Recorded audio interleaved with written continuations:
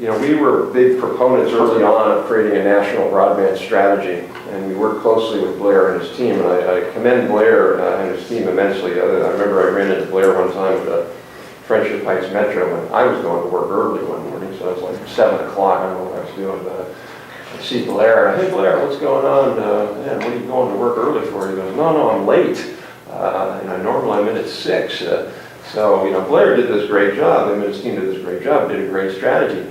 My worry is that there's been almost no follow-up on the strategy.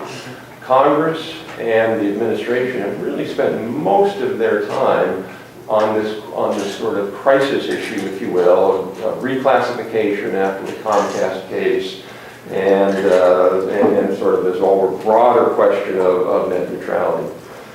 Our view is pretty clear on that. We're sort of this third way on net neutrality. We think there can be and should be some rules, but overall, we think it's sort of a light touch is what's needed there. So my worry really is that what we're doing is kind of spinning our wheels and putting a lot of political capital, a lot of time into this issue, and not really doing the issue that I think is the most central one, which is implementing the broadband plan. There's an awful lot of really important recommendations in the National Broadband Plan. Everything from getting a lot of that spectrum out of the wasted use that the broadcasters have for it now. Anybody watch Channel 7.1, by the way? It's one of my favorite channels. The weather on 7.1 is much better than the weather on 9.1. It's always snowing. Huh? It's always snowing. It's always snowing on 7.1. My little quip though is, what in God's name are we putting great DTV spectrum on Channel 7.1? And the answer is because they have it. So you could really free up a lot of spectrum, put it into, auction it off. Most of it all of it would go to broadband, including uses for public safety. You can do that, right?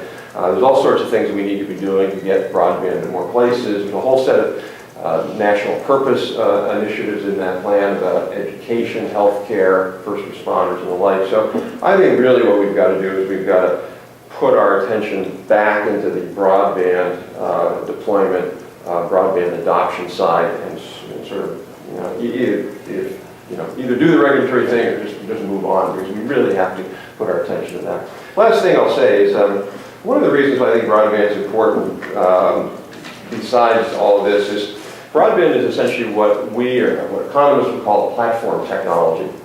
So in other words, if you come out with a nice sort of better podium, you've now made better podiums, but it doesn't affect anything else.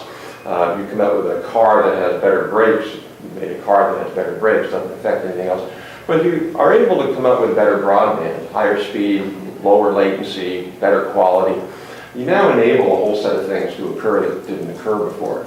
So, and that's both on the application side as well as on the personal consumption side. There's really an interesting study that showed that when people switch to broadband, they end up buying in the first year something like $200 worth of IT stuff. So I don't know if you can remember when, in fact, actually every time I get better broadband, I have to buy new stuff. So got FiOS jumped way up, so we had to buy a better computer, and then we just bought a server. Now we got all the computers, and so we had to buy a home server.